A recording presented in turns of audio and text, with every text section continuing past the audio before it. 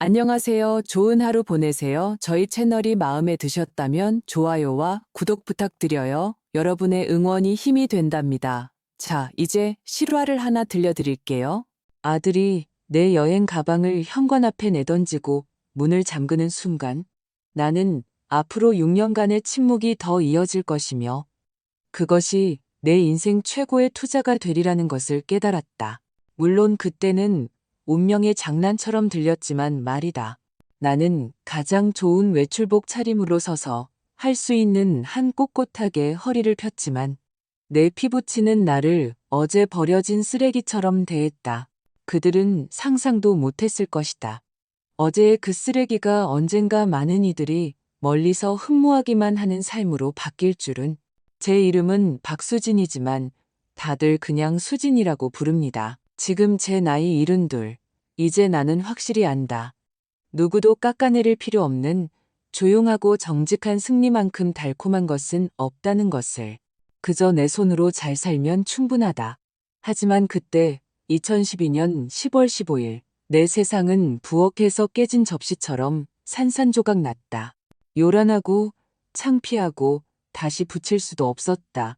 남편이 세상을 떠난 후 석 달간 아들 내외의 집에서 살았다. 손주들을 돌보고 밥을 하고 아침에 유치원 가는 아이들에게 따뜻한 목도리와 모자를 챙겨주었다. 가족이란 그런 것이라고 생각했다. 누군가 지쳐서 손이 떨릴 때까지 돕는 것. 나오는 국민연금은 쥐꼬리만 했지만 불평하지 않았다. 겨울만 나고 나면 앞으로 어디로 가야 할지 알아봐야지. 어머니, 드릴 말씀이 있어요. 어느 날 아침 아들이 말했다. 그의 목소리에서는 전에는 들어보지 못했던 냉기가 느껴졌다. 며느리는 옆에 팔짱을 낀 채 서 있었다. 늘 나를 울렁거리게 만들던 내가 다 결정했어라는 표정으로. 무슨 일이니? 나는 물으며 찻잔을 그들의 번쩍이는 식탁에 내려놓았다. 그 식탁은 아이들의 주택담보대출 부담을 덜어주려고 내 돈 일부를 1년 내내 보탰던 것이었다. 이런 식으로는 더 이상 안 되겠어요. 그녀는 눈 하나 깜빡하지 않고 말했다. 어머님은 너무 어머님 방식대로만 하세요. 애들이 벌써 누가 주인인지 헷갈려 한다고요. 나는 아들을 쳐다보았다. 그가 웃으며 손을 내젓고 엄마, 신경 쓰지 마세요 라고 말해주길 바라면서 그는 시선을 피하며 창밖을 보는 척했다.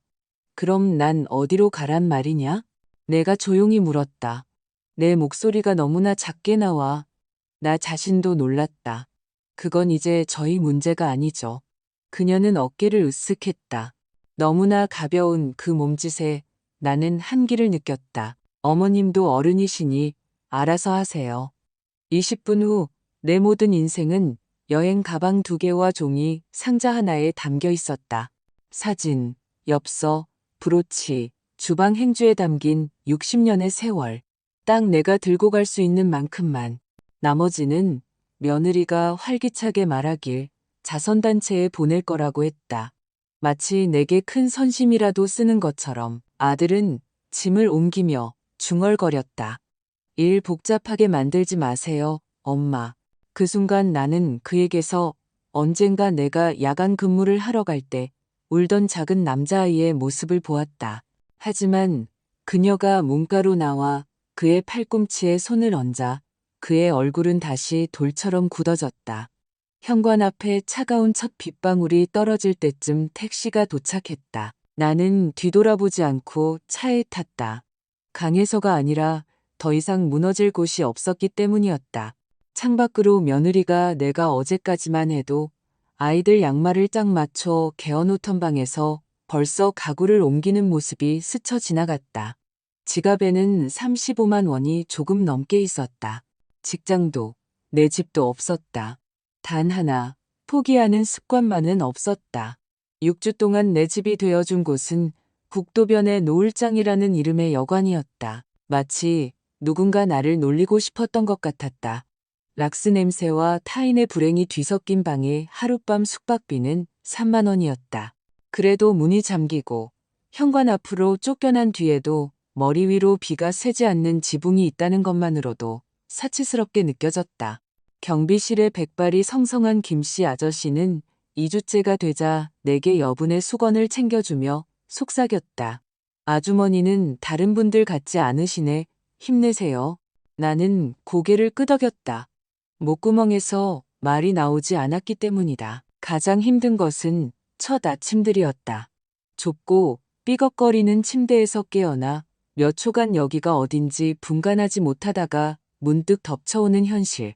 아이들의 웃음소리도 냉장고 문이 닫히는 소리도 아닌 늙은 고래의 마지막 숨소리 같은 에어컨의 덜덜거리는 소리뿐이었다. 누워서 옆방 남자의 기침 소리, 누군가 공동 베란다로 담배를 피우러 나가는 소리를 들으며 생각했다. 수진아, 자, 일어나야지. 그만 징징대고. 커피포트가 있으니 살만한 거야. 나는 언제나 일로 버텨냈다. 아들이 어리고 우리 둘만 남았을 때 나는 3가지 아르바이트를 했다.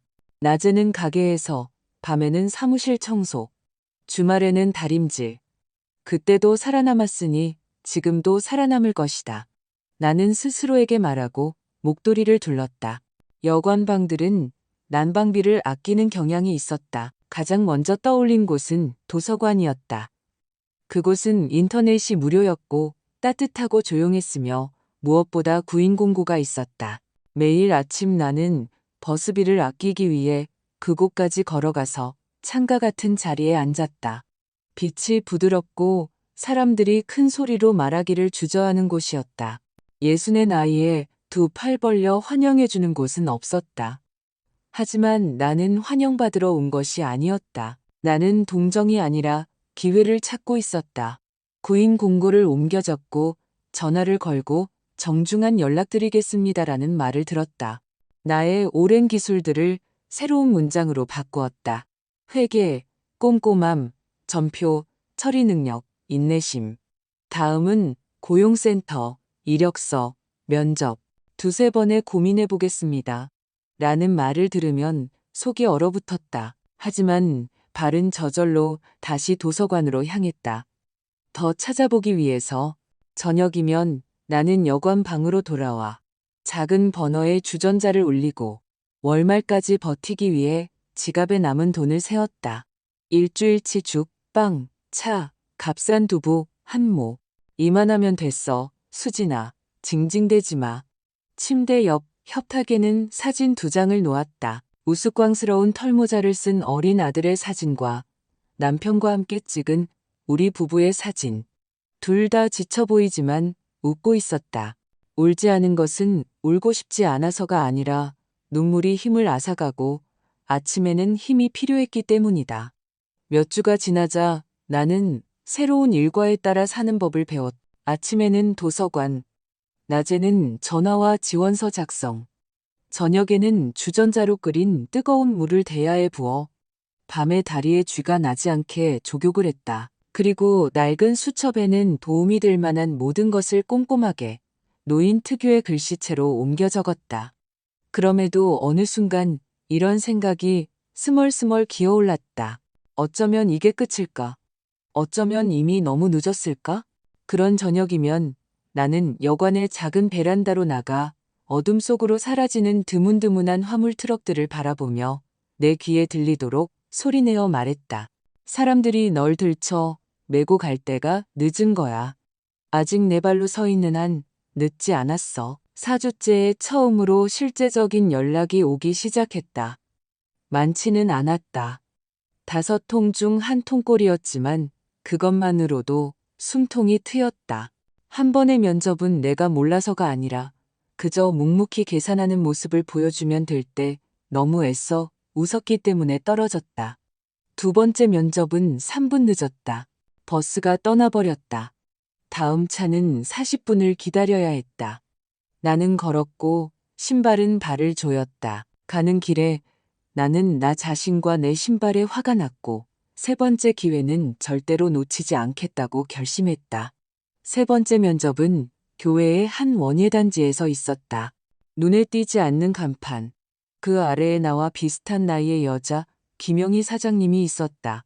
손바닥에는 흙이 묻어 있었고 손톱은 짧았으며 눈빛은 그 속을 알 수 없는 상냥한 미소 없이 정직했다. 우리는 화분과 전표, 낡은 카탈로그 더미 사이 그녀의 비좁은 사무실에 앉았다. 나는 깔끔하게 접은 경력 증명서와 내 기록들을 테이블 위에 올려놓았다. 그리고 이 몇 주 만에 처음으로 숨쉬기가 편해졌다. 이곳에서는 종이가 아닌 흙냄새가 났다. 격리 업무 경험은 있으세요? 그녀는 나를 훑어보는 게 아니라 똑바로 눈을 보며 물었다. 나는 고개를 끄덕이며 수첩 모서리를 손가락으로 만지작거렸다. 앞으로는 길고 힘들지만 나만의 새로운 길이 펼쳐져 있었다. 나는 이미 그 길이 발밑에서 탄력 있게 받쳐주는 것을 느꼈다. 김 사장님은 동정의 기색 없이 똑바로 바라보았다. 그녀의 손은 팔꿈치까지 흙투성이었는데 나는 그 점이 마음에 들었다. 손바닥에 흙을 묻힌 사람들은 좀처럼 헛된 말을 하지 않는다. 그들은 말이 아닌 일로 셈하는 데 익숙하다. 격리 경험 있으세요? 네, 나는 대답하며 경력증명서와 꼼꼼히 정리한 수첩을 테이블에 올려놓았다. 남편의 하청업체에서 20년간 회계를 맡았어요. 전표, 계약서, 선급금, 세금, 미지급금 모두 겪어본 일이었다. 김 사장님의 사무실은 비좁았지만 생기가 넘쳤다. 낡은 가격표 더미, 귀에 꽂은 연필. 구석에는 범랑컵에 담긴 돼지꼬리 히터가 있었고 창가에는 말라비틀어진 점란이 빛을 향해 애처롭게 뻗어 있어 나는 무심코 화분을 다른 쪽으로 돌려주었다. 김 사장님은 그것을 보고 피식 웃었다. 급여는 많지 않아요. 그녀가 말했다. 파트타임으로 서류 정리, 창고 관리, 컴퓨터 작업 조금. 하실 수 있겠어요? 할 수 있습니다. 내가 말했다. 그러자 갑자기 등 뒤에 쿠션을 받친 것처럼 마음이 가벼워졌다. 첫 근무일은 냄새로 기억한다. 흙, 약간 축축한 종이 상자, 푸른 산모까지에서 나는 옅은 소독약 냄새, 그리고 사람들이 유용한 일에 몰두하며 가식 없이 바쁜 고요함과 분주함이 섞인 냄새. 나는 전표가 보관된 창고로 들어갔고 그곳이 혼돈 그 자체라는 것을 깨달았다. 폴더는 제각각으로 이름이 붙어 있었고 날짜는 뒤죽박죽이었으며 매입가는 춤을 추고 매장의 할인가와 서류상 가격은 달랐다. 공급업체와의 계약서는 2008년 금융위기 광고가 텔레비전에 나오던 시절부터 재검토되지 않은 것 같았다. 나는 자리에 앉아 서류들을 가지런히 정리하고 내 연필을 들고 이 엉킨 실타래를 풀기 시작했다. 조용히 불평 없이 마치 주부가 다락방의 잡동사니를 정리하듯이. 어차피 그녀 말고는 아무도 정리하지 않을 테니까 어떠세요? 몇 시간 후 김 사장님이 들여다보며 물었다. 간단한 것부터 시작했어요. 내가 대답했다.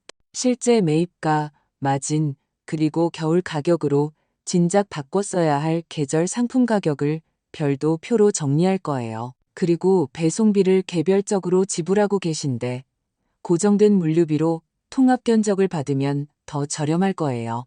그녀는 우와 같은 감탄사 없이 짧게 고개를 끄덕였고 나는 그것이 우리의 공통 언어임을 깨달았다. 저녁에 여관으로 돌아가는 길은 춥고 길었지만 나는 다시 기댈 곳을 찾은 사람처럼 걸었다. 헛되이 보낸 하루가 아니었다. 손에 일이 있으니 내일의 차는 끓는 물 때문만이 아니라 내가 누군가에게 필요하다는 생각으로도 뜨거울 것이다. 방에서 나는 물을 끓이고 베개를 정돈하고 아침에 찾지 않도록 군인이 군장을 꾸리듯 협탁 위에 펜과 수첩을 가지런히 놓았다. 그리고 돈을 다시 세었다. 월말까지는 아직 아끼고 아껴야 했지만 몇 주 만에 처음으로 텅 빈 주머니의 압박감에 숨이 막히지 않았다. 힘내, 수진아. 나는 스스로에게 말했다. 우리가 겪은 폭풍은 이보다 더했잖아. 첫 주급으로 15만 원을 받았다. 솔직히 생활하기에 넉넉한 돈은 아니었지만 당신에게는 지하 감옥에서 나온 뒤의 공기와도 같았다. 나는 아침에 작은 버너 위에서 커피를 끓이는 수고를 덜기 위해 아주 작은 커피 메이커를 샀고 눈을 즐겁게 하기 위해 창가에 놓을 값싼 바이올렛 화분을 샀으며 벽에는 앞정으로 사진 2장을 걸었다. 눈가에 주름이 진 피곤하지만 쾌활한 남편의 사진과 아직 어리고 줄무늬 모자를 쓴 채 다처럼 내 손가락을 꽉 쥔 아들의 사진. 방은 여전히 낯설었지만 이 작은 것들 덕분에 방은 나를 견뎌주었고 나도 방을 견딜 수 있게 되었다. 일은 나를 그 리듬 속으로 끌어당겼다. 아침에는 1시간 도서관에 가서 이메일을 보내고 서식을 출력하고 낮에는 원예단지에서 일했다. 입고된 물건을 확인하고 깨진 화분 손실을 계산하고 재고를 정리했다. 저녁이면 표를 수정하며 무질서 속에서 바늘의 실이 한 번에 꿰어지듯 명확한 선이 그려질 때 조용히 기뻐했다. 김 사장님은 어린애 다루듯 하지 않았고 그 어떤 칭찬보다도 그것이 더 좋았다. 그녀는 그저 서류 뭉치를 또 가져와 물었다. 오늘 가능하시겠어요? 나는 네, 할 수 있어요 라고 대답하고 해냈다. 점차 나는 예전에는 지나쳤던 것들에 주목하기 시작했다. 이런 곳의 가을은 언제나 똑같다. 평일에는 손님이 적다. 주말이 되면 주말 농장을 하는 사람들이 몰려와 남은 비료, 국은, 덮개용 흙 등 닥치는 대로 쓸어간다. 그리고 9월 말부터 매장 한쪽에는 이상한 산이 자라나기 시작한다.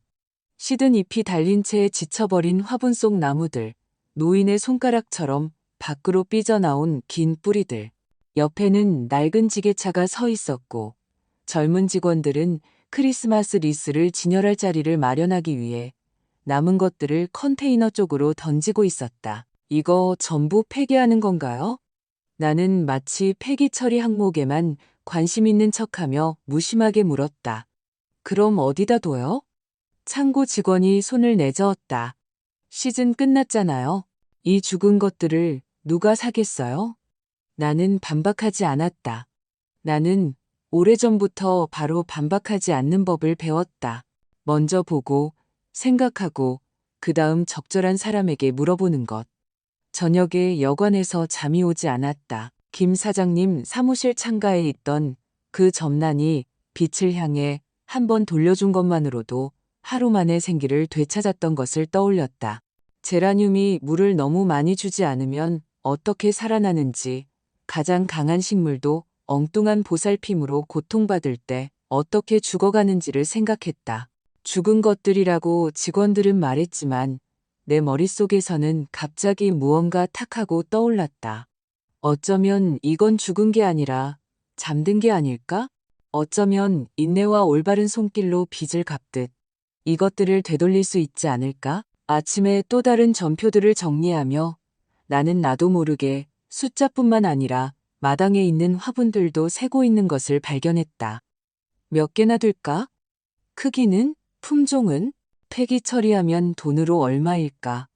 계산할수록 좀처럼 틀리는 법이 없는 그 조용한 내면의 목소리가 더 선명하게 들려왔다. 자세히 봐, 수진아. 여기엔 서류만 있는 게 아니야. 기회도 있어. 나는 고개를 들었다. 창밖으로 마침 또 한 무리의 가을 식물들이 수레에서 쏟아져 내렸고 검은 흙 위로 낡은 편지처럼 빛바랜 잎들이 둥글게 흩어졌다.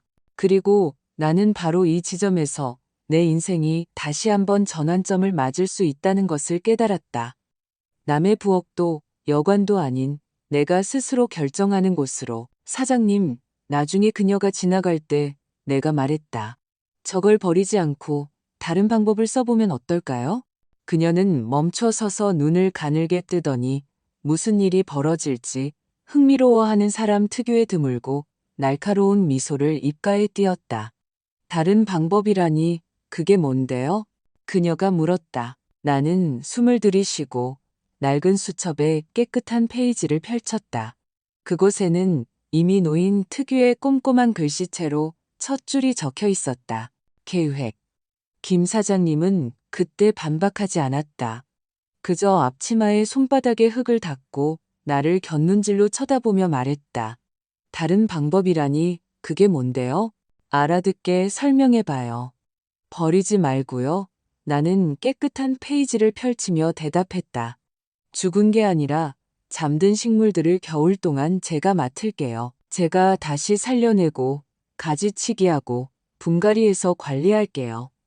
봄이 되면 할인해서 매장에 다시 내놓고 수익은 정직하게 나누는 거죠.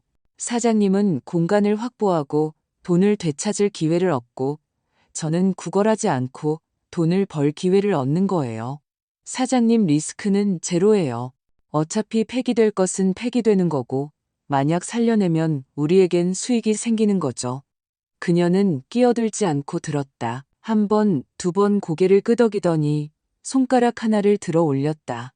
단, 내 창고가 병원이 되어서는 안 돼요. 전부 당신 집으로 가져가세요. 네? 네, 제 집으로요. 내가 말했다. 그리고 그 말이 얼마나 차분하게 들렸는지 스스로도 놀랐다. 그날 저녁 여관으로 돌아와 나는 깨달았다. 내 집은 더 이상 락스 냄새와 덜덜거리는 에어컨이 있는 방을 의미하지 않는다는 것을. 내가 진심이라면 작더라도 나만의 공간이 필요했다. 다음 주 나는 피자 가게 위 아주 작은 원룸을 구했다. 천장은 낮고 부엌은 작았으며 한 걸음만 떼면 벽에 부딪혔다. 하지만 창문이 커서 옥상으로 나 있었고 난방기는 겨울을 날 수 있을 만큼 슉슉 소리를 내며 뜨거웠다. 집주인은 내 초라한 행색을 보고 한참 한숨을 쉬었지만 결국 방을 내주었다. 열쇠를 받고 유일한 의자에 앉아 나는 느꼈다. 그래, 이건 내 한 평짜리 공간이야. 여기서 나를 알아서 하라는 남의 말 한마디로 쫓아낼 사람은 아무도 없어. 11월, 나와 창고 직원은 봉고 트럭으로 3번 짐을 날랐다. 나는 잠든 식물 하나하나를 전표에 기록했다. 잎이 제각각 뻗어 있고 뿌리는 손처럼 뻗어 있는 것들을 실었다. 아래층 아주머니는 매번 복도에서 고개를 내밀었다. 김 여사님, 거기서 농장이라도 차리시는 거 아니죠? 여긴 주택이지 식물원이 아니라고요. 걱정 마세요, 아주머니. 나는 웃으며 대답했. 저는 그냥 시든 화초들 치료하는 거예요. 해 끼치지 않을 거예요. 내 원룸은 2주 만에 온실로 변했다. 창가는 모종 군단이 차지했다. 의자 위에는 난석을 담은 통이 놓였다. 옆에는 잘라낸 삽목 가지들, 물병, 마커, 끈이 있었다. 모든 것에는 낡은 글씨체로 표시가 되어 있었다. 수국, 건조하게, 제라늄, 박지만 덮지 않게 물 많이 주지 말 것. 나는 저녁마다 앉아서 도서관에서 월동에 관한 글들을 읽고 조언들을 출력해 와서 집에서 조심스럽게 광신적이지 않게 확인했다. 식물은 부산스러운 것을 싫어한다는 것을 알기 때문이었다. 예전에도 알았지만 그건 주부로서 생활 속에서 아는 것이었다. 괴롭히지 말고 물에 잠기게 하지 말고 쓸데없이 건드리지 말 것. 이제 그것은 조용하고 인내심이 있는 마치 바느질처럼 눈에 띄지 않지만 단단한 일이 되었다. 12월은 길고 회색빛으로 이어졌다.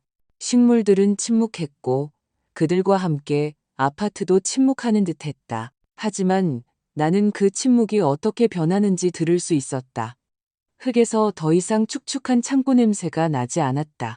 어릴 적 비 온 뒤 여름에 창문을 열었을 때처럼 옅은 초록의 향기가 피어올랐다. 1월 중순쯤 제라늄에서 싹이 돋아났다. 2월이 되자 여기저기서 푸른 끝이 보였고 나는 오랜만에 혼자서 웃음을 터뜨렸다. 조용히 놀라게 하지 않으려고, 하지만 진심으로. 이게 다 무슨 정글이에요? 피자 가게의 철수 씨가 흙한 포대를 옮기는 것을 도와주며 물었다. 손님들이 여기서 살 수 있냐고 물어보던데요. 봄에요, 철수 씨. 봄에 내가 말했다. 봄이 모든 걸 보여줄 거예요. 3월 나는 첫 번째 배송 물량을 모았다. 겨울 동안 가장 쌩쌩하게 버텨준 것들, 잎을 닦고 흙을 다듬고 각 화분을 상자에 넣어 차에서 흔들리지 않게 끈으로 묶어 원예 단지로 가져갔다. 김 사장님이 매장으로 나와 쳐다보더니 눈썹을 치켜세웠다. 김 여사님, 이거 완전히 새 것 같은데요. 제가 잠든 것뿐이라고 했잖아요. 내가 대답했다. 그리고 내 안에서 무언가 오랫동안 감기를 앓은 사람처럼 활짝 펴지는 것을 느꼈다. 우리는 빠르게 합의했다. 재고로 남지 않게 적당한 할인을 붙여서 다시 매장에 내놓읍시다. 나는 옆에 서서 사람들이 화초를 고르는 것을 지켜보았다. 그리고 문득 사람들이 내 것을 고르는 이유가 그것을 알아서가 아니라 그것들이 살아있기 때문이라는 것을 깨달았다. 바로 그날 김 사장님은 첫 번째 물량에 대한 대금을 정산해 주었다. 손에 쥔 돈은 약 40만 원. 당시 내 월급보다 많았다. 하지만 돈보다 더 중요한 것은 내가 다시 무언가를 할 수 있다는 느낌이었다. 서류에 서명하거나 참고 견디는 것이 아니라 폐기된 것을 가져와 생명을 되돌리는 것. 집으로 돌아오는 길, 나는 몇 번의 겨울은 더 젊어진 것처럼 발걸음이 가벼웠다. 시장에 들러 향기 좋은 맛있는 사과 한 봉지를 사고 새롭고 작은 커피포트를 샀다. 아침은 의자 하나와 통을 받친 의자뿐일지라도 존엄하게 시작되어야 한다. 나는 수첩을 손에 들고 깔끔하게 적었다. 경험 1번, 성공적. 실수, 화분 2개의 물을 너무 많이 줌. 곰팡이로 하나 이름. 향후, 배수 철저히, 물주기 횟수 줄이고, 빛은 균일하게. 그리고 그 옆에 크지는 않지만 단호하게 썼다. 이건 내 것이다. 다음 날 김 사장님이 직접 명단을 가져왔다. 감당할 수 있다면 남은 시즌 물량 전부 맡기겠어요. 조건은 같아요. 나중에 정산합시다. 해낼게요. 내가 말했다. 하지만 저녁에 화분과 메모로 가득한 내 원룸에 틀어박혀 나는 문득 이런 생각에 사로잡혔다. 해내기는 하겠지만 이 모든 걸 어디에 두지? 그리고 잠든 식물들이 2배로 많아지면 어떡하지? 나는 불을 껐고 어두운 창유리에는 초록의 속삭임으로 가득 찬 큰 계획을 펼치기엔 조금 비좁은 내 방이 비쳤다. 그리고 그 모습 속에서 나는 처음으로 현재의 내 모습뿐만 아니라 앞으로 내게 필요할 것이 무엇인지 뚜렷하게 보았다. 봄이 되자 일은 내가 정신을 차릴 틈도 없이 빠르게 진행되었다. 낮에는 김 사장님의 원예단지, 저녁에는 피자 가게 위에 내 온실, 밤에는 내가 발견한 모든 것을 기록하는 수첩, 각기 다른 화분 속 흙의 상태부터 손님들이 잎을 만지는 방식, 조심스럽게 혹은 자신감 있게까지 첫 성공적인 판매의 기쁨은 금세 현실적인 산수로 바뀌었다. 공간은 좁고 식물은 점점 많아지는데 앞으로 컨테이너에 버리기 아까운 잠든 식물들이 더 많이 올 것이었다. 결정을 내려야 했다. 1층에 어깨 넓고 팔꿈치까지 밀가루가 묻은 철수 씨는 때때로 흙 포대를 날라주며 계단 구석에 낑낑대며 내려놓았다. 수진 씨, 뭐 필요한 거 있으면 말해요. 그가 말했다. 여기 벽에 선반 몇 개 짜줄게요. 바닥에 늘어놓지 않게. 제발 통로는 막지 말고요. 우리 손님들 배고파서 피자 먹으러 달려오는데 걸려 넘어지면 안 되니까. 알았어요, 철수 씨. 내가 대답했다. 질서는 신성한 거죠. 5월 연휴가 되자 내 원룸은 얼음 머리에 씌운 아이, 모자처럼 비좁아졌다. 나는 결심하고 이사했다. 한 블록 떨어진 아파트의 베란다가 딸린 방 하나짜리 집을 구했다. 창문은 아침이면 축축한 흙냄새와 빵집 냄새가 나는 안뜰을 향해 있었다. 난방은 잘 됐고 베란다에는 벽을 따라 선반을 걸고 처리 후 화분을 말릴 수 있었다.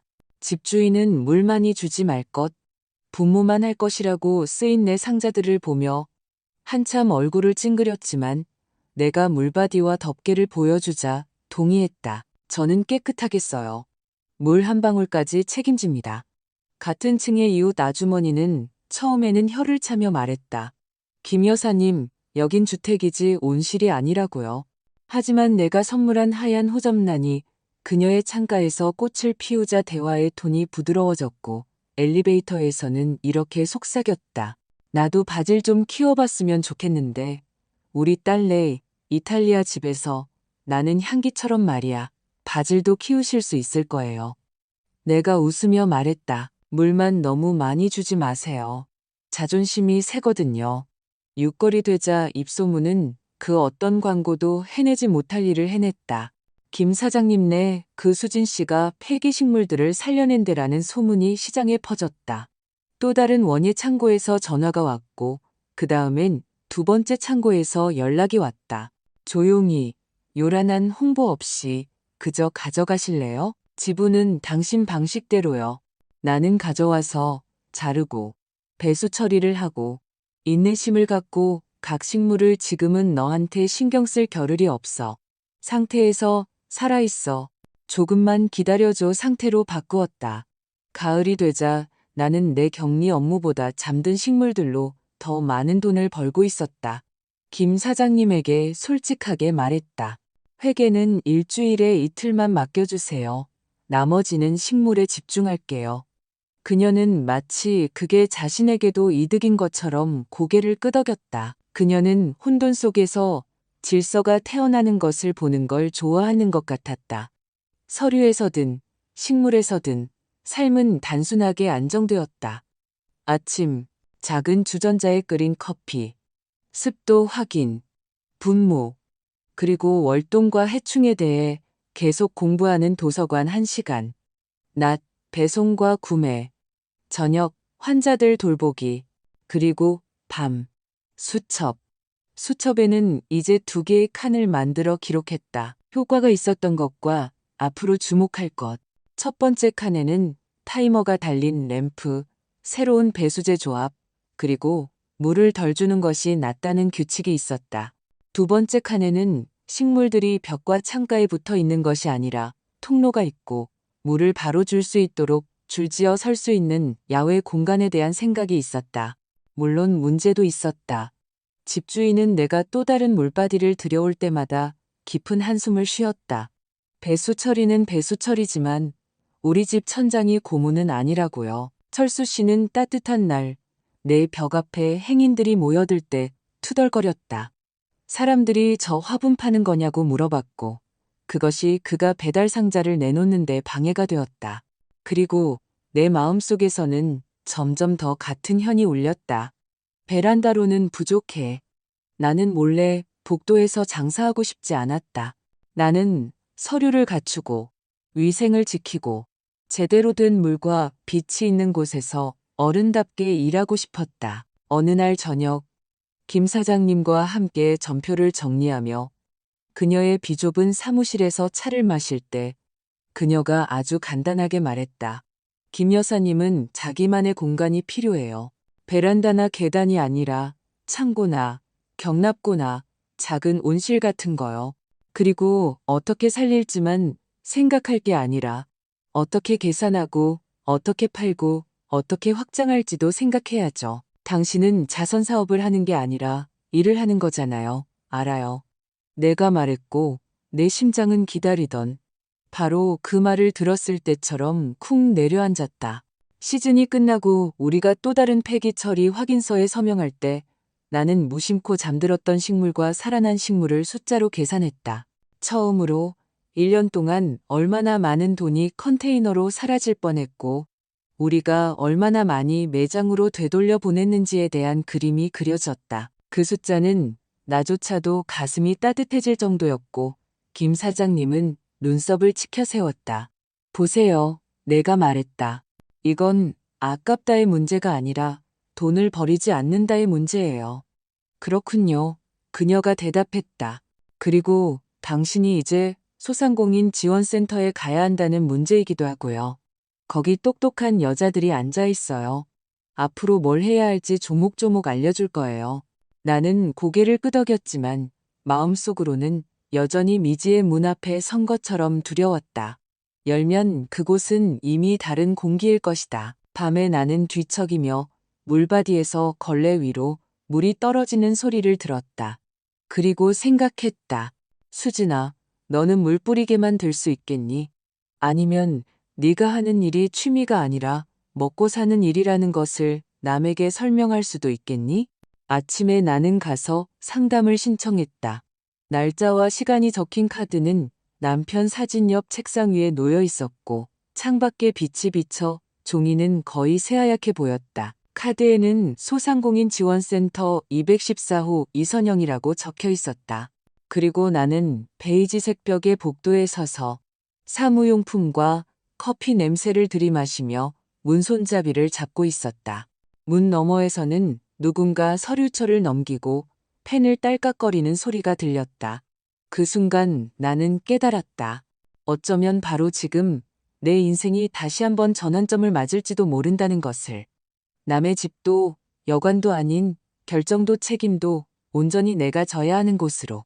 문에 이선영이라는 명패가 붙어 있던 곳에서는 평범한 사무실 냄새, 종이와 커피, 그리고 벽을 새로 칠한 지 얼마 안 되어 아직 다 빠지지 않은 옅은 페인트 냄새가 났다. 이선영 씨는 고개를 들어 마치 오래전부터 아는 사이인 것처럼 고개를 끄덕이며 짧고 사무적으로 말했다. 앉으세요. 있는 그대로 말씀해 주세요. 무슨 일을 하시고 어떻게 돈을 버시고 어려운 점은 무엇인지요? 나는 미사여구 없이 가장 간단한 것부터 시작했다. 김 사장님네와 다른 창고 두 곳에서 가을에 폐기되는 식물들을 받아요. 잠든 것들을 가져오죠. 겨울 동안 치료하고 가지치기하고 배수 처리하고 정해진 시간에 빛을 쬐어주고 조용함과 인내심으로 돌봐요. 봄이 되면 할인해서 매장에 다시 내놓습니다. 돈은 합의하에 나누고요. 서류는 깔끔하게 정리되어 있고 계산은 수첩에 다 되어 있습니다. 보여드릴 수 있어요. 이선영 씨는 끼어들지 않고 조용히 들었다. 가끔씩 능숙하게 질문을 던져 대화를 이끌었다. 살아나는 비율은 몇 %인가요? 지난 시즌에 몇 개, 금액으로는 얼마를 매장으로 되돌려 보냈나요? 어디에 보관하시죠? 화분 1000개당 어느 정도의 공간이 필요한가요? 만약 당신이 아프면 누가 그 일을 할 건가요? 나는 사실의 근거에 대답했다. 비율은 어림짐작이 아니라 목록에 근거합니다. 절반 이상이 살아나요. 일부는 바로 팔리고 일부는 5월까지요. 돈도 허구가 아닙니다. 모두 입고 기록을 통해 처리됩니다. 공간은 베란다, 방, 계단, 여기서 우리 둘 다 피식 웃었다. 네, 이젠 불가능하죠. 공간이 필요해요. 도우미 둬요. 지금은 시즌제로 사람을 구해 직접 가르치고 있어요. 실수는 두렵지 않지만 시스템을 구축하고 싶습니다. 시스템이라면 그건 더 이상 취미가 아니죠. 이선영 씨가 말하며 깨끗한 종이 위를 펜으로 톡톡 쳤다. 당신이 하는 일은 버리기 아까워서가 아니라 폐기물을 수익으로 전환하는 거네요. 그렇다면 이걸 정식 사업으로 등록해야죠. 개인 사업자 또는 법인, 업종 코드, 공급업체와의 계약서, 보관 규정, 회생기술 지침서까지 모든 걸 테이블 위에 올려놓으세요. 중소기업 대상 저금리 대출 조건에도 부합해요. 매출이 있고 명확한 모델이 있고 사회적 유익도 있으니까요. 네, 서류를 모아야 할 거예요. 두꺼워지겠죠. 하지만 그게 다음 단계로 가는 당신의 다리가 될 겁니다. 우리는 계획을 세우기 시작했다. 내가 좋아하는 방식대로 항목별로 피닉스, 식물의 두 번째 삶이라고 첫 줄에 쓰자 내일에 마침내 부끄럽지 않은 이름이 생긴 것처럼 마음이 조금 가벼워졌다. 다음은 열을 나누어 썼다.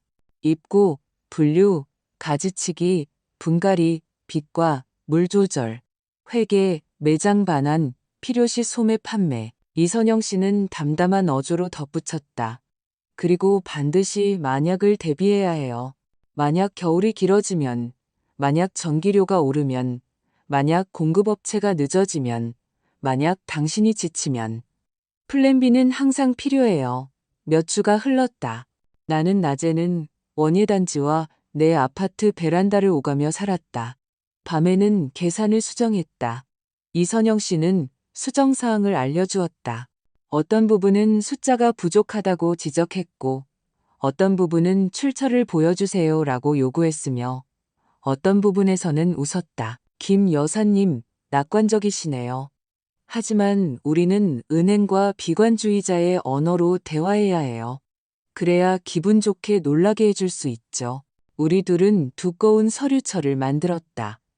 사업계획서, 표, 사진, 파트너들의 추천서, 계약서 초안, 계절성 그래프, 심지어 나중에 빈 경락고에서 줄자를 들고 뛰어다니지 않도록 미래 공간을 위한 선반 설계도까지.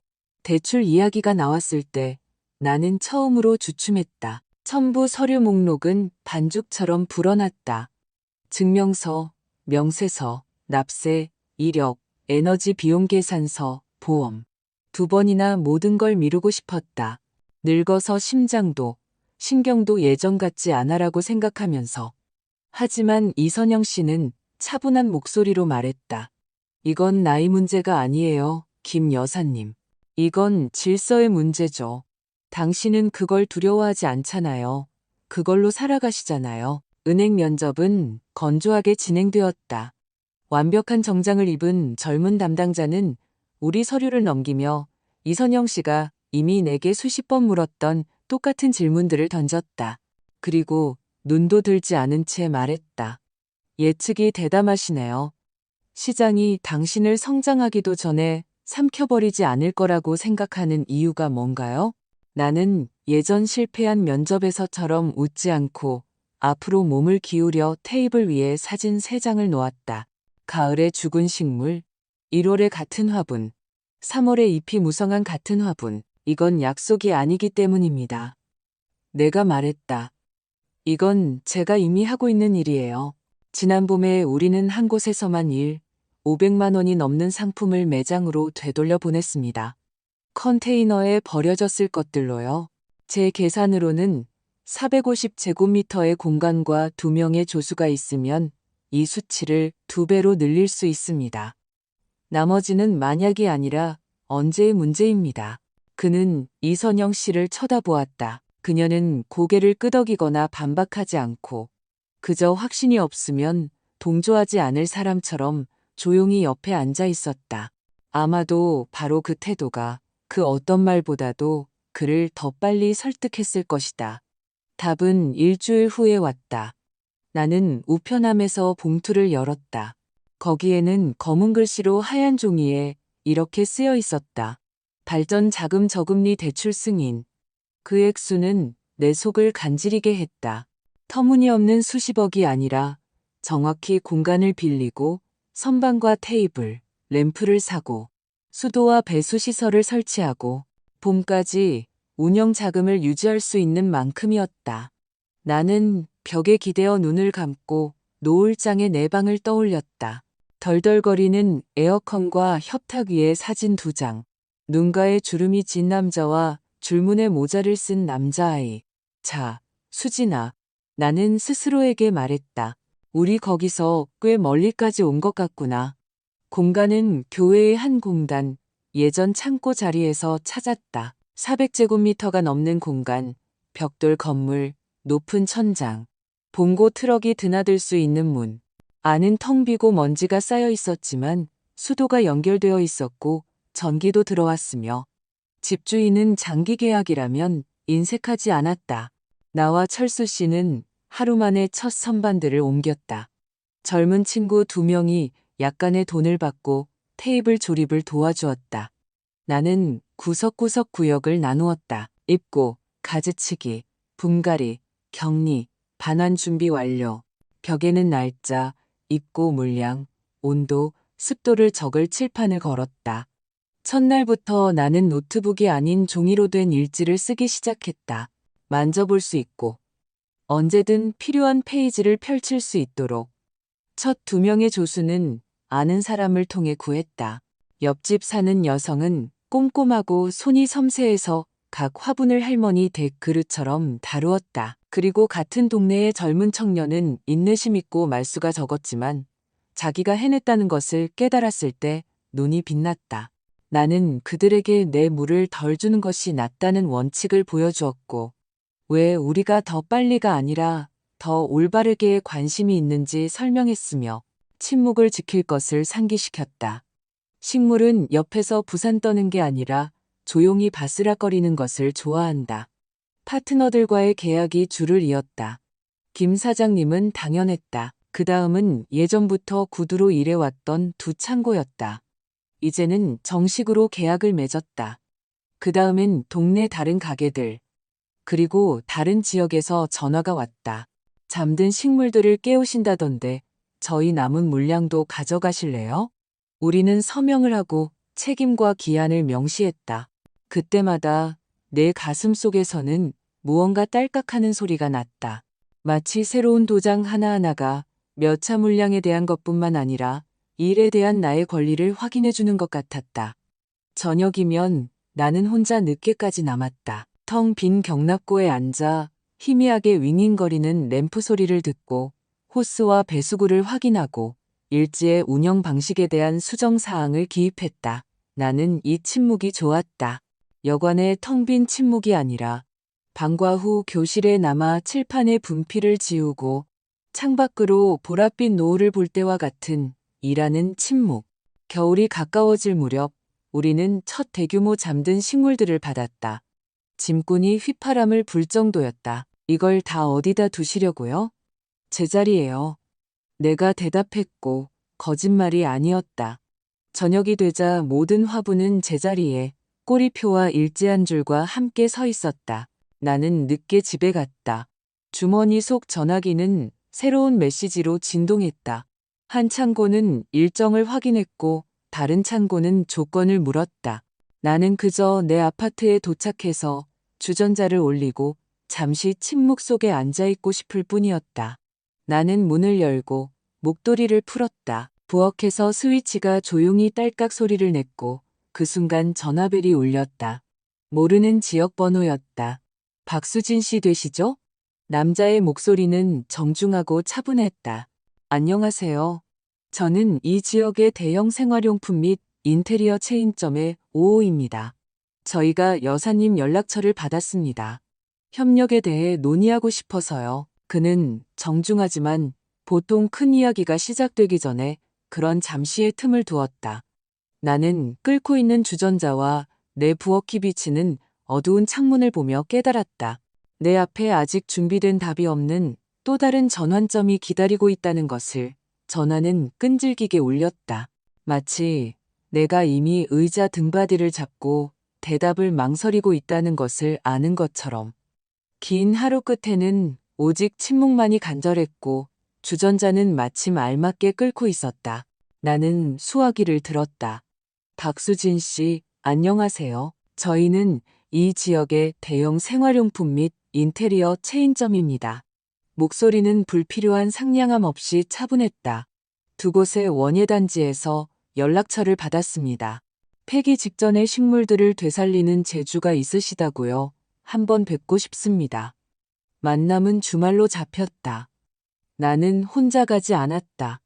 이선영 씨가 주장했다. 이런 경우엔 당신의 노력을 숫자의 언어로 번역해 줄 사람이 옆에 있어야 해요. 우리는 회의실에 앉았다.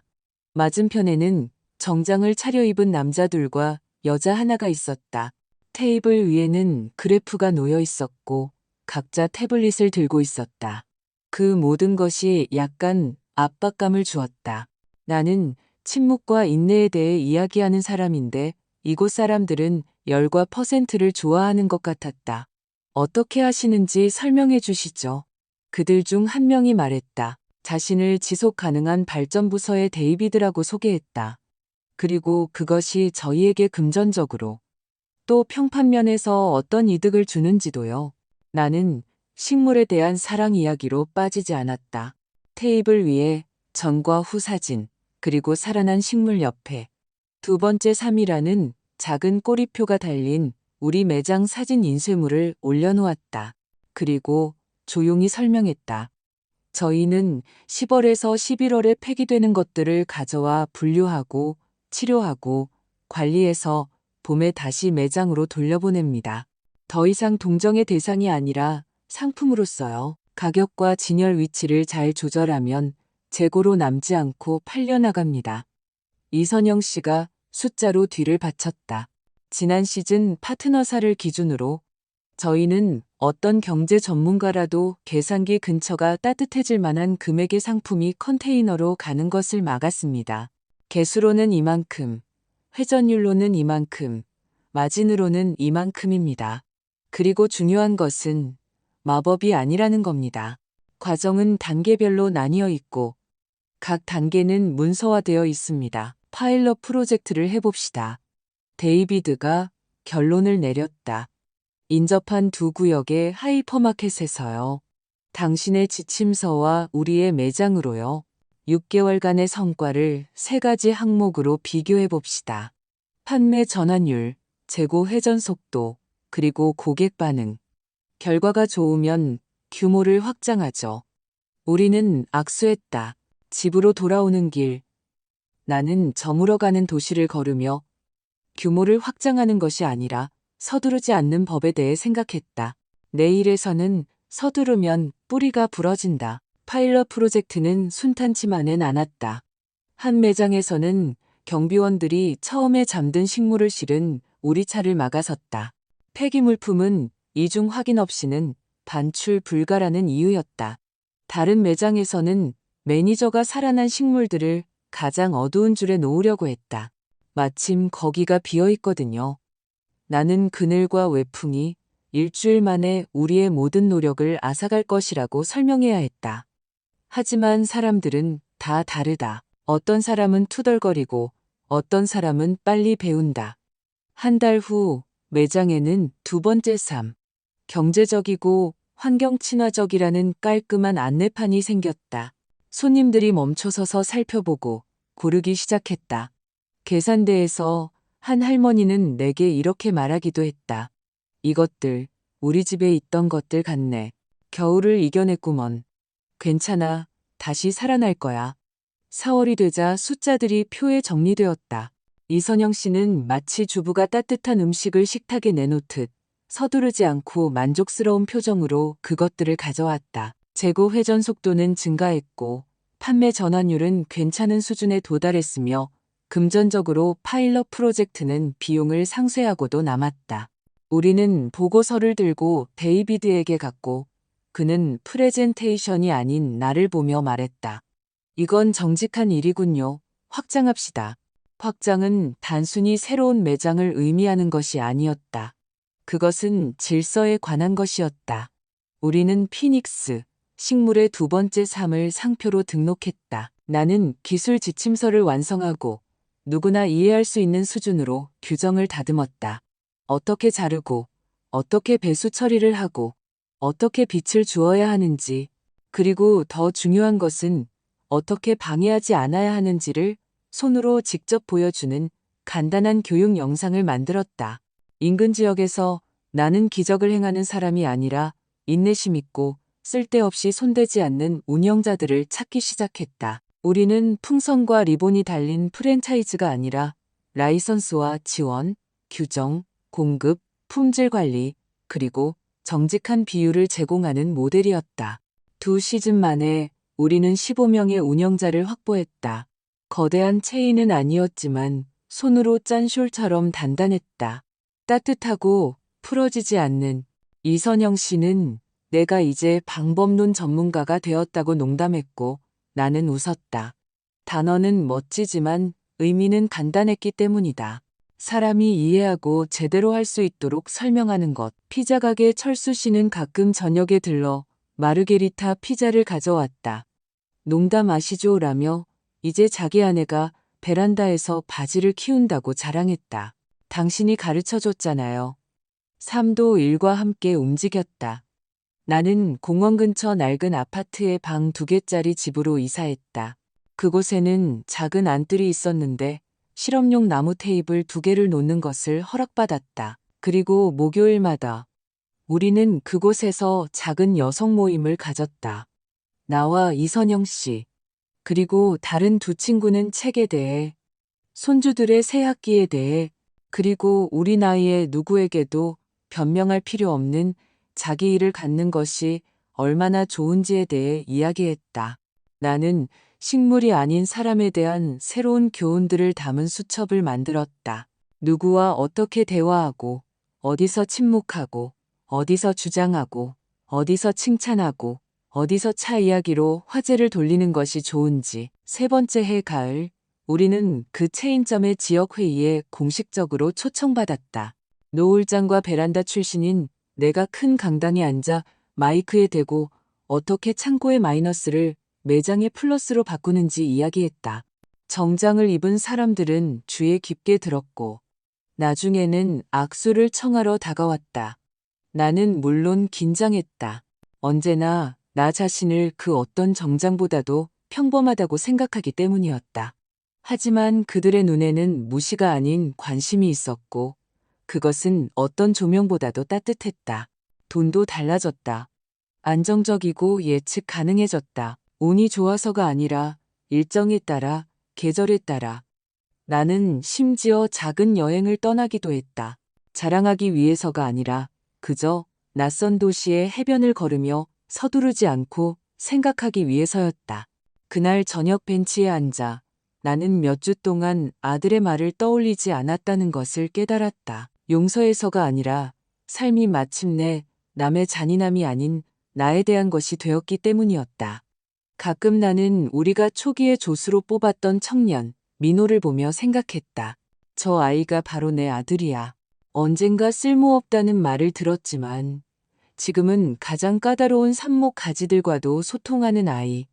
나는 그에게 더 많은 책임을 맡겼다. 그는 입고와 격리를 담당하게 되었다. 스스로 색깔 꼬리표로 표시하는 방법을 고안했고 그에 대한 나의 자부심은 거의 어머니의 그것과 같았다. 조용하고 요란하지 않지만 깊었다. 5번째 봄. 피닉스는 내가 여관 에어컨에 덜덜거리는 소리를 듣던 그날 저녁에는 꿈도 꾸지 못했던 모습으로 서 있었다. 우리는 5개 지역에서 일했다. 운영자들은 독촉 없이 보고서를 제출했다. 체인점은 계약을 연장하고 2개 구역을 더 주었다.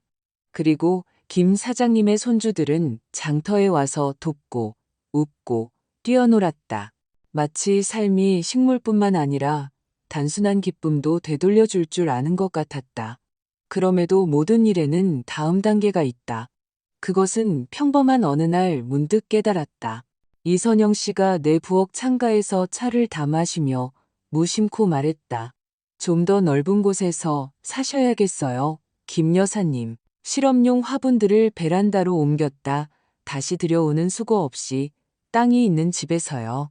그리고 우리가 책상 모서리가 아니라 사람답게 계획을 세울 수 있는 방도 하나 있으면 좋겠네요. 집은 책임이 따르는 일이에요. 내가 대답했다. 하지만 마음속에서 무언가 손가락 끝으로 무심코 건드린 현처럼 울렸다. 일주일 후 아는 부동산 중개인인 유진 씨에게서 전화가 왔다. 우리는 자선장터에서 몇 번 만난 사이였다.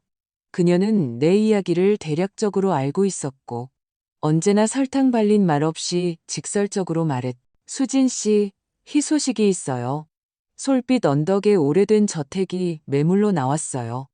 모두가 한숨만 쉬던 바로 그 집이요. 주인들이 이사 가면서 빨리 거래를 마무리하고 싶어 해요.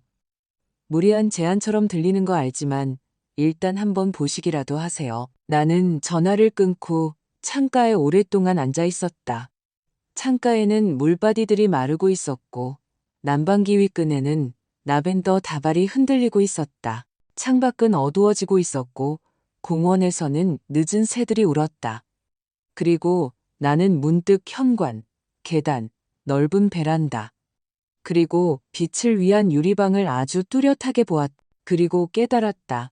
어쩌면 이것은 그냥 집이 아니라 다음 전환점일지도 모른다는 것을. 다음 날 유진 씨는 주소와 방문 시간을 보내왔고 나는 가방에 수첩과 펜을 챙기며 거울에 비친 내 모습을 보았다. 언젠가 여행 가방 2개와 함께 빗속으로 쫓겨났던 바로 그 얼굴. 그리고 마지막 순간에 물러서지 않기 위해 소리내어 말했다. 가자, 수진아. 다음에 우리가 어디로 가게 될지 한번 보자. 유진 씨는 문 앞에서 나를 맞았다. 단정하게 차려입고 사무적이었지만 늘 내 어깨를 움츠러들게 만드는 그 달콤한 압박은 없었다. 그녀는 그저 집을 향해 고개를 끄덕이며 조용히 말했다. 천천히 보세요. 시간은 충분히 받았으니까요. 집은 언덕 위에 마치 언제나 그곳에 있었던 것처럼 서 있었다. 솔빛 언덕의 오래된 저택, 밝은 회벽, 높은 창문, 넓은 테라스, 그리고 옆에는 내가 바로 내 실험들을 상상했던 유리 온실이 있었다. 베란다를 오가며 양동이를 나르거나 좁은 통로와 비좁은 움직임 없이도 말이다. 안은 시원했고 나무와 새 페인트 냄새가 났다.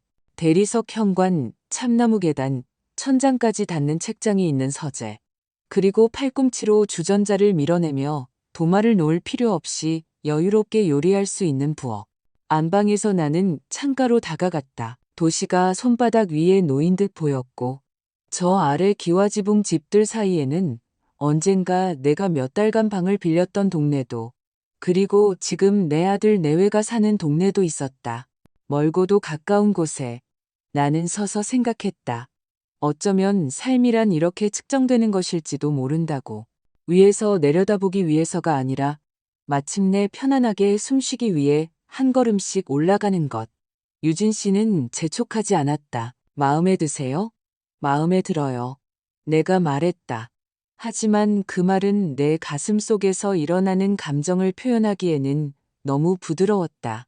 주인들은 남쪽으로 이사했고 모든 것을 빨리 마무리하고 싶어 했다. 가격은 흥정 없이 확보했지만 삶은 내게 간단한 규칙을 가르쳐 주었다. 원하는 것을 안다면 명확하게 말하라. 나와 유진 씨는 서재의 책상에 앉았다. 나는 그녀 앞에 남의 것이 아닌 내 숫자들이 적힌 노트를 펼쳤다. 내가 마음 편히 잠들 수 있는 숫자들. 그리고 내 목소리가 단호하게 들리도록 말했다. 요구 가격보다 낮은 확정 제한입니다. 2주 내 빠른 거래, 자금은 증빙 가능합니다. 일부는 즉시, 일부는 은행을 통해 깨끗한 서류로. 문제 없이요. 유진 씨는 전문가답게 계산해보고 고개를 끄덕였다. 이렇게 전달하죠. 가능성 있어요. 그들에게는 속도가 중요하니까요. 답은 6시간 후에 왔다. 이른 저녁, 내 전화기에 짧은 메시지가 떴다. 승인, 여사님 조건으로 진행할 준비가 되었습니다. 나는 내 방 2개짜리 아파트의 부엌 창가에 앉아 있었다. 옆에는 물바디들이 마르고 있었고 난방기 위병에는 라벤더 다발이 흔들리고 있었다. 그리고 나는 문득 노을장에 그 지친 여자가 조용히 내 방에서 영원히 나갔다는 것을 깨달았다. 내게 주전자와 수첩, 그리고 아침에 뜨거운 물에 감사하는 습관만 남겨둔 채 2주 후 나는 이미 열쇠를 손에 들고 있었다. 첫날 집안에서 조립 기사들이 쿵쾅거리고 이삿짐 센터 직원들이 상자를 나르는 동안 나는 모든 분주함을 뒤로하고 뒤 테라스로 나가 앉았다. 해는 기울고 그림자는 길어지고 공기는 풀과 신선한 흙냄새가 났다. 그리고 어떤 서두름도 어떤 고통도 없었다. 오직 이 거대하고 조용한 우리가 해냈구나 라는 생각뿐. 소리 지르거나 팡파르를 울리지 않고도 물론 안에서는 아직 우스꽝스러웠다. 큰 방에 놓인 내 낡은 가구들은 엄마 코트를 입은 여학생처럼 보였지만 나는 미소 지었다. 그것은 이미 다른 차원의 고민이었으니까. 그 정도는 감당할 힘이 있었다. 저녁에 전화가 울렸다. 이선영 씨가 신문에서 소유권 이전 소식을 본 모양이었다. 대단해요, 수진 씨. 토요일에 샴페인 파티예요. 거절하지 마세요. 나는 그저 달콤하지 않은 진심을 담아 답장했다. 굴욕 없는 침묵을 위해 마십시다. 그녀는 그녀답지 않게 웃는 이모티콘과 마침표를 보내왔다. 약속했어요. 밤의 집은 새로운 소리를 내며 삐걱거렸다. 아직 당신에게, 그리고 당신이 집에 익숙해지는 과정에 있는 모든 집처럼 나는 맨발로 복도를 걸으며 매끄러운 벽을 손바닥으로 조심스럽게 만져보고 이미 내 첫 실험용 테이블들이 놓인 온실을 들여다보고 창문을 확인하고 부엌으로 돌아와 주전자를 끓였다.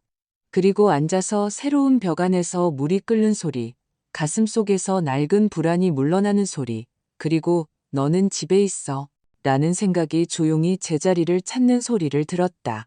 아침은 화창했고 유리방에는 빛이 줄무늬를 그리며 들어왔다. 아래 정원길은 밤이슬에 반짝였다. 나는 마침내 컵이 어디 있는지 찾아내 커피를 끓였다. 그 순간 초인종이 얇은 유리잔을 숟가락으로 치는 것처럼 집안을 울렸다. 맑은 두 톤의 소리가 대리석 위로 퍼져나가 나는 움찔했다. 나는 숟가락을 놓고 현관으로 가서 비디오폰을 켰다. 화면은 영화처럼 선명했다. 문 앞에는 네 사람이 서 있었다. 앞에는 밝은색 바지를 입고 보통 초조한 서두름을 감추기 위해 입는 그 정중한 폴로 셔츠를 입은 내 아들이 있었다. 옆에는 남의 문을 여는데 익숙한 사람들이 짓는 그 자신감 있는 미소를 띤 그의 아내가 있었다. 조금 뒤에는 그 세월 동안 훌쩍 자라. 처음에는 알아보지 못했던 10대 두 명이 서 있었다. 그러다 손바닥이 저절로 가슴에 와 닿았다. 여자아이 하나가 그 줄무늬 모자를 쓴 내 어린 아들을 닮았고 다른 아이의 눈빛은 내가 고집을 부리며 침묵할 때의 내 눈빛과 같았기 때문이다. 그들은 내 현관 앞에 서서 마치 남의 방을 마음속으로 이미 계산해 놓고는 문 앞에서 먼저 인사를 해야 한다는 것을 문득 떠올린 사람들처럼 불안하게 웃고 있었다. 나는 천천히 숨을 들이마시고 따뜻한 컵이 손가락에 남긴 자국을 느끼며 현관문을 여는 버튼에 손가락을 올렸다가 제때 멈췄다. 머릿속에서 명확하고 단호한 목소리가 울렸기 때문이다. 서두르지 마, 수진아. 여긴 내 집이야. 여기 규칙은 네가 정하는 거야. 나는 화면으로 눈을 돌렸다. 그들은 궂은 날씨에 서로에게 기대듯 기다리고 있었다.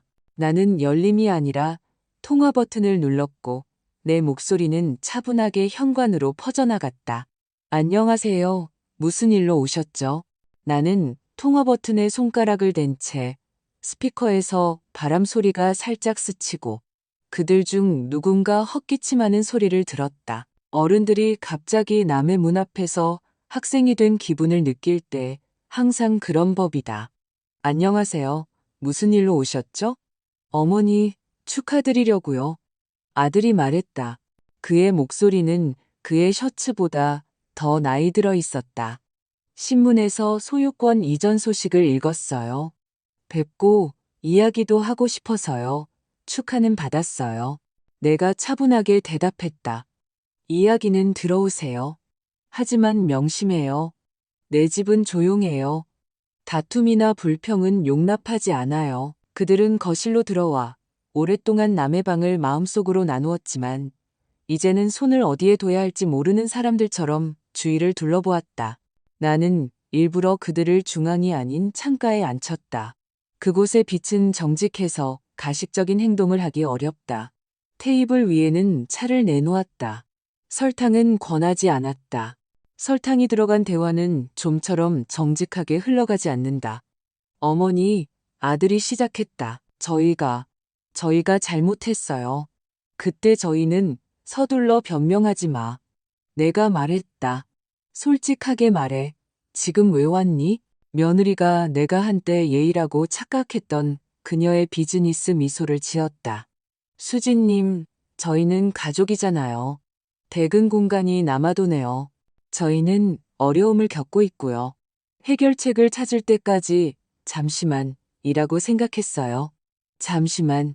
내가 반복하며 고개를 끄덕였. 너희의 잠시만은 내가 잊지 못할 여관에서의 육주였지. 그게 잠시만이었어. 이제는 달라. 이제 나에겐 경계가 있어. 아이들이 서로를 쳐다보았다. 큰아이는 입술을 깨물었고 작은아이는 눈을 내리깔았다. 나는 아이들에게 먼저 몸을 돌렸다. 어른들이 중요하지 않아서가 아니라 아이들은 좀처럼 남의 비겁함에 죄가 없기 때문이었다. 너희, 나 기억하니? 내가 부드럽게 물었다. 아니요. 여자아이가 솔직하게 말했다. 아빠가 할머니는 할머니 일 때문에 멀리 가셨다고 했어요. 아빠가 사실대로 말하지 않았구나. 나는 화내지 않고 말했다. 나는 여행 가방 2개와 함께 바로 쫓겨났단다. 그리고 6주 동안 여관에서 살았고 그 다음엔 피자 가게 위에서 살았어. 그리고 일했지. 다른 사람들이 쓰레기라고 생각하는 것들을 일으켜 세우면서 이제는 너희가 들을 차례다. 나는 어른들을 보며 덧붙였다. 아들이 한숨을 쉬었다. 그의 손바닥은 축축했다. 며느리는 턱을 세우려고 애썼지만 하루에 3번 남의 인생을 논하는데 익숙한 사람들의 모습이었다. 나는 목소리를 높이지 않았다. 너는 전화로 직장을 잃었다고 했지. 사실이 아니더구나.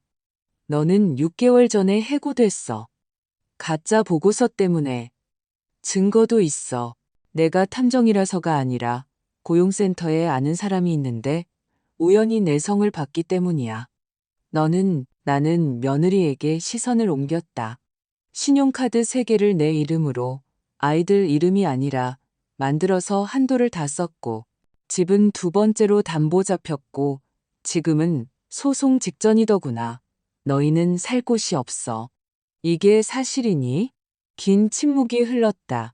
그 다음 아들이 고개를 끄덕였다. 사실이에요. 이제 다음. 내가 말하며 테이블 위에 전화기를 놓았다.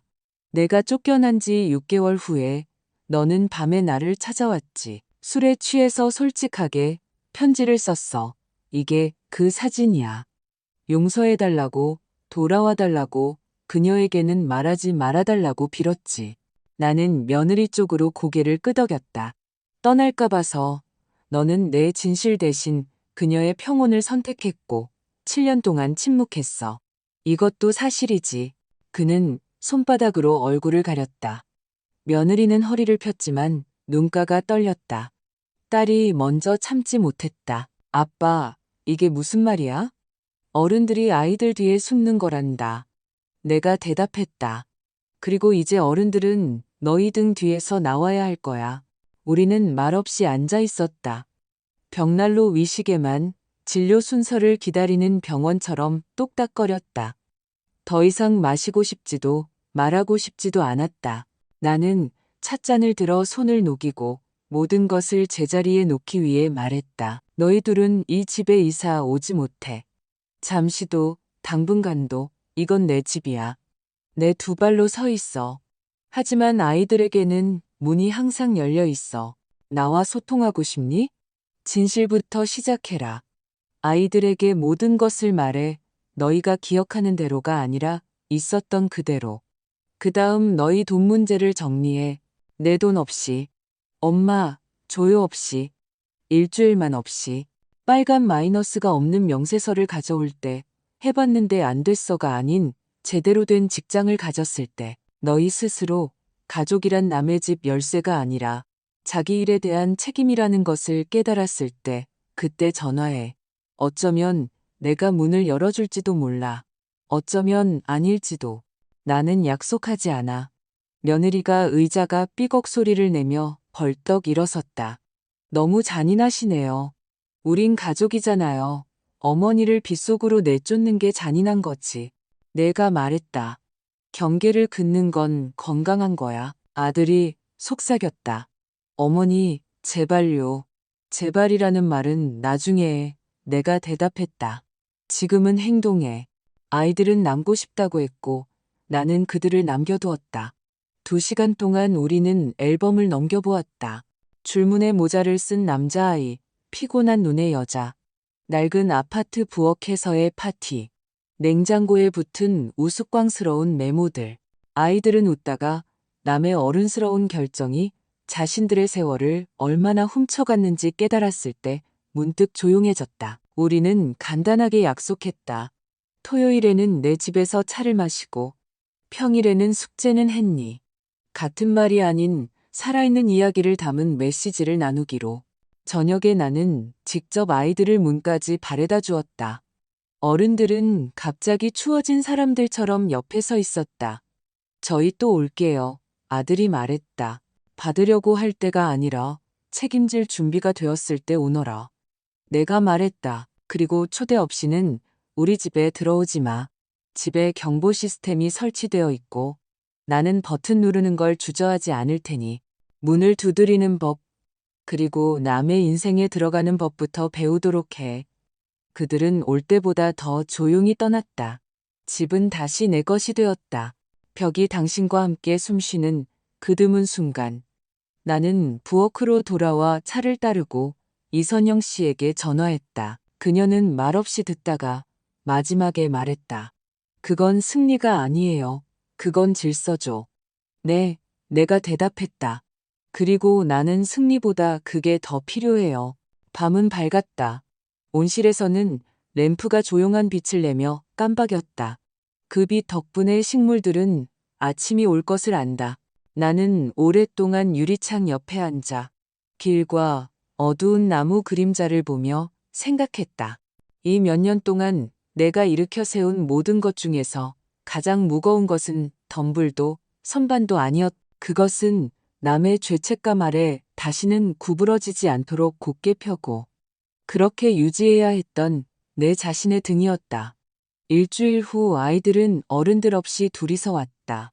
파일을 가져와서 설탕이 너무 많다고 우스꽝스럽게 사과하고 학교 이야기, 계획 이야기, 그리고 진실이 더 이상 속삭임이 아닐 때 얼마나 창피하고 동시에 얼마나 가벼운지에 대해 이야기했다. 나는 들으며 내 마음속이 물을 주기 전 온실처럼 고요하다는 것을 깨달았다. 모든 것이 제자리에 있고 모든 것이 자기 차례를 기다리며 아무도 내 소매를 잡아당기지 않는다. 그리고 어른들은 한 달 후에 편지를 보냈다. 짧게 대출 문제를 해결했고 직장을 구했으며 상담을 받았고 아이들에게 모든 것을 말했다고 만남을 요청했다. 나는 대답했다. 지금은 안 돼. 자리를 잡을 시간을 줘요. 1년. 아기에서가 아니라 나 자신을 돌보기 위해서 그렇게 살고 있다. 아침에는 피닉스, 보고서. 내가 서두르지 말고 물을 너무 많이 주지 말라고 가르치는 사람들. 낮에는 일, 저녁에는 아이들과 차를 마시거나 침묵. 어떤 대화보다 침묵이 더 필요할 때 집은 점차 부유함이 아닌 의미로 채워지고 있다. 부엌에는 항상 빵과 소금이 있다. 온실에는 봄의 실험을 위한 긴 테이블이 있다. 서재에는 내가 식물뿐만 아니라 인생에 대해 깨달은 것들을 쓰는 수첩이 있다. 이 이야기의 교훈은 간단하지만 엽서 위가 아닌 행동 속에서만 살아 숨쉰다. 가족은 남의 재산에 대한 통행증이 아니라 서로에 대한 노력이다. 도움은 의무가 아니라 선택이다. 경계는 잔인함이 아니라 존엄을 지키는 방법이다. 그리고 최고의 복수는 복수하고 싶은 마음이 들지 않도록 사는 것이다. 왜냐하면 당신에게는 당신만의 정직하고 조용한 것이 있기 때문이다. 언젠가 그들이 요구하는 것이 아니라 물어보며 진정으로 문을 두드린다면 나는 생각해 볼 것이다. 이제 내게는 생각할 시간이 있다. 그리고 더 이상 아무도 나를 빗속의 현관 앞으로 내쫓을 수 없는 집이 있다. 이 이야기를 끝까지 들어주셔서 감사합니다. 댓글로 여러분의 나이와 사시는 곳을 알려주세요. 누가 우리를 보고 있는지 아는 것은 중요합니다. 좋아요를 누르고 채널을 구독해주세요. 앞으로 더 많은 실제 삶의 이야기들이 기다리고 있습니다.